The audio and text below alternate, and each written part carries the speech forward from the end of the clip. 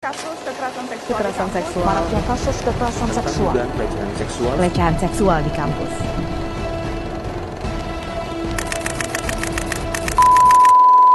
Tiga dari 5 perempuan di Indonesia mengalami kekerasan seksual sekali di dalam hidupnya. Hai, saya Eksami Aurora dengan NIM 250901033 dari Fakultas Ilmu Sosial dan Politik, Prodi Sosiologi. Kita akan membahas politik kupu-kupu, strategi perlawanan isu kekerasan seksual di kampus dengan media pemberitaan. Kasus kekerasan seksual terus berkembang hingga pada ranah lingkungan pendidikan, yaitu kampus, sudah menjadi hal yang terus bermunculan. Kekecewaan sudah menjadi hal biasa dan ketidakseriusan kampus dalam menghadapi kekerasan seksual sering dan masih terjadi pada institusi itu sendiri. Kekerasan seksual di kampus Indonesia sudah muncul sejak tahun 2000-an, yaitu dekade pertama. Peristiwa yang cukup mencolok ialah Agni, seorang mahasiswi dari Universitas Gadjah Mada pada tahun 2017 mendapatkan dukungan dan tuntutan publik semakin menjadi-jadi melalui media sosial dengan pesan bertagar mengadopsi cara tersebut dengan dukungan #KitaAgni. Bentuk kampanye bertagar ini diinisiasi oleh aktivis dan feminis di Amerika melalui pesan #MeToo. Nah, kemudian cara ini diadopsi oleh para aktivis di berbagai negara dunia, termasuk yaitu Indonesia. Gerakan sederhana dan kolektif ini disebut pertama kali oleh McKinnon sebagai strategi politik kupu-kupu atau butterfly politik. Merupakan istilah yang menggambarkan suatu langkah kecil feminisme yang secara kontinu menciptakan dampak yang besar. Hal ini menjadi gerakan perlawanan dan tuntutan terhadap kekerasan seksual di kampus yang secara konseptual dari berbagai gelombang perlawanan hingga menjadi keberhasilan dalam menyuarakan kekerasan seksual di kampus.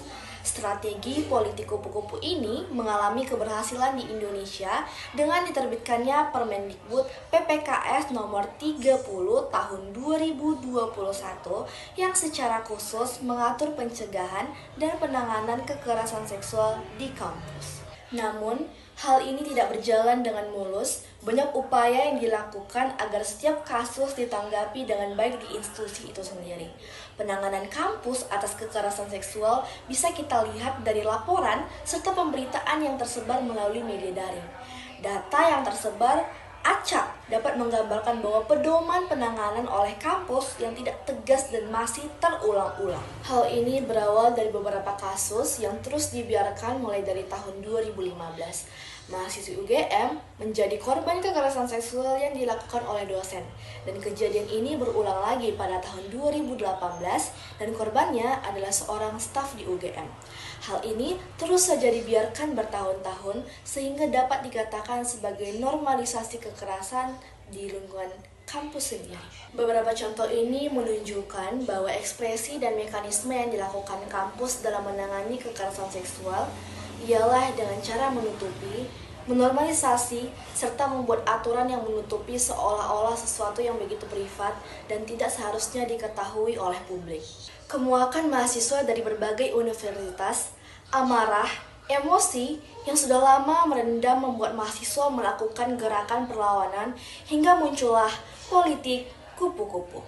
Merupakan strategi gelombang perlawanan yang diwakili oleh berbagai lintas pergerakan mahasiswa yang berkolaborasi untuk menuntut keadilan pada korban kekerasan seksual. Dengan memanfaatkan arus utama yaitu media sosial sebagai tempat bersuara yang terinspirasi dari MeToo, hal ini menjadi perlawanan berkelanjutan, terhitung sejak kampanye tagar KitaAgni dan nama baik kampus dan kasus kekerasan seksual yang terjadi mulai dari Universitas Gadjah Mada, Undip, UIN, Unsri, dan berbagai kampus yang ada di Indonesia. Hal ini menjadi pencapaian berkelanjutan dari dorongan publik yang begitu kuat turut mempengaruhi berbagai kebijakan, mulai dari SK Dirjen Perdiskemenak tahun 2019, Permendikbudristek nomor 30 tahun 2021 yang kemudian diturunkan menjadi SOP pada setiap kampus yang ada di Indonesia.